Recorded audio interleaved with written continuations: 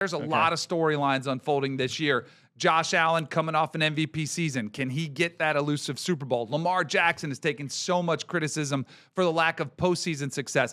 Oh, by the way, did I mention the Kansas City Chiefs? People are saying it's the demise. The dynasty is over after the Philadelphia Eagles knocked them off last year. And the Eagles themselves are wondering if they can go back-to-back. When you look at this NFL season, what are you seeing unfold?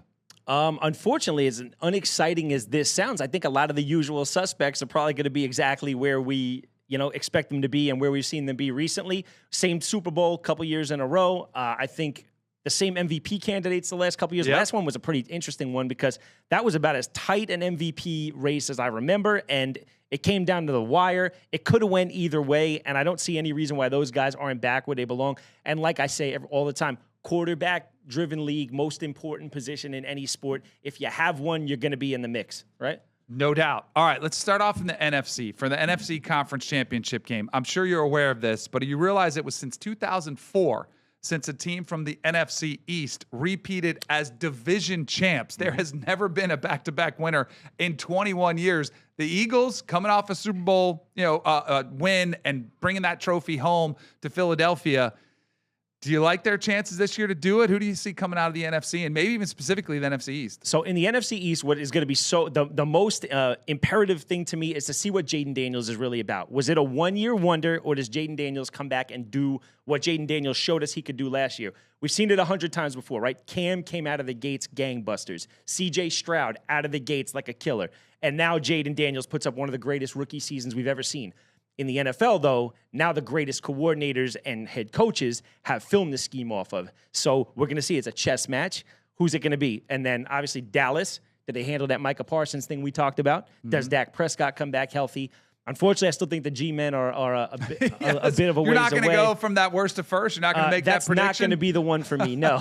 But I do think a couple of really interesting pieces out there, though. Jackson Dart showed me something. We were talking earlier. You've been in that mix. You've been in that market. What do you think? First bad sign, did they start to clamor for Jackson Dart? I have to be, right? Oh, fans are going to clamor for him, and that's going to be a really important decision that the Giants, as the front office, are going to have to make. And when you see a coach on the hot seat and you see a front office on the hot seat, the tendency is usually to break the glass, all right? When things start coming off the rails, then you break that glass and you go to the rookie and you say, all right, let's see if we can find some promise so they bring us all back. Like, that's essentially what happens. So I think what will happen with the Giants, I think they'll try to see as long as they can be competitive and be in that 500 or better mark, which is an uphill battle. That's a lot to ask. Yeah. And then you have to look at the schedule and figure out, all right, when is that bye week? That's always one. They start off in the road against the Commanders, and then, it doesn't get any easier with that, on the road against the Cowboys. I'm trying to find the bye week when it falls for them, because that's always one you would circle and say that's the time they're going to make the switch. And while you find that, to everybody at home, what Daddy was saying, and he's 100% right, is these coaches, Brian Daboll particularly, he came out of the gates real hot with the Giants, won a playoff game. In the last couple of years, it's been downhill with Daniel Jones. Obviously, they've flipped that now into a new quarterback in Russell Wilson and Jameis Winston with Jackson Dart, the hot new rookie. What he's saying is basically they're going to give themselves a mulligan in the middle of the year because they have two options. When you draft Jackson Dart late in the first, you have the opportunity. Say we win,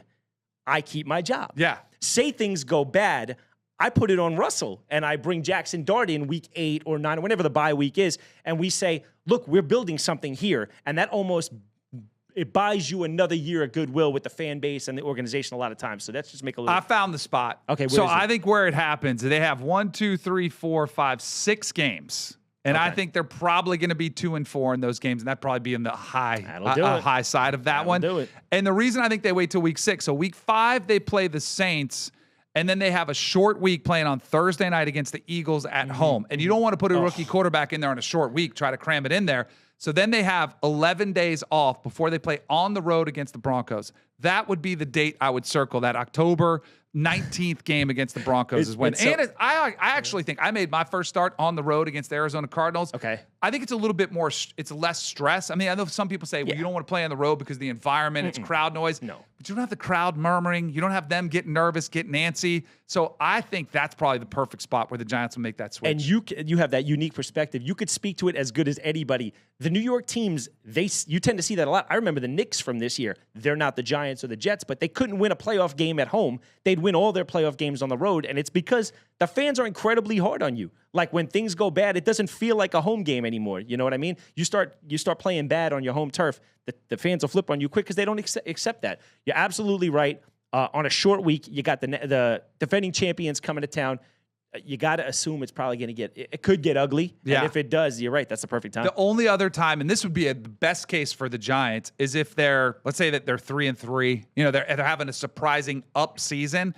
And then you maybe wait, and that's kind of the back month of the season. We saw that with the Falcons, with Michael Penix, with Kirk Cousins, as long as he was still competitive. Then he had the interception bug. Then they made that switch late in the season. Saw Penix get his feet wet. So you're not, because when you're going to be the starter, which we all think for Jackson Dart is going to be year 2, when you kind of hand him the reins, at least he's not coming in blind. So you kind of get his feet wet, let him feel what it's like to go through a 4 games or 5 games in the back end of the season.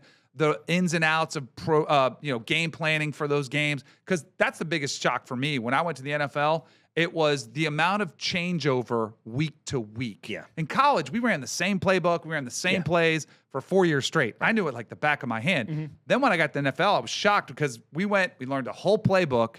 And week 1, we're doing a lot of stuff, and I'm like, all right, this feels pretty good. And then week 2, it's like all these new concepts, new plays, new formations. I'm like, where did this stuff come from? They're like, well, we did some film study. Yeah. This is our game plan. And that to me, and then it happened the same thing, a total another game plan with all different plays. That to me is the biggest challenge for young quarterbacks, is that mental ability to pick up and change week to week. Yeah, 100%. So much predicated upon the particular defense that your opponent runs, right? They may have a killer in the middle, like a Kuechly, who'll just blow everything up, and you're trying to stay away from him, right?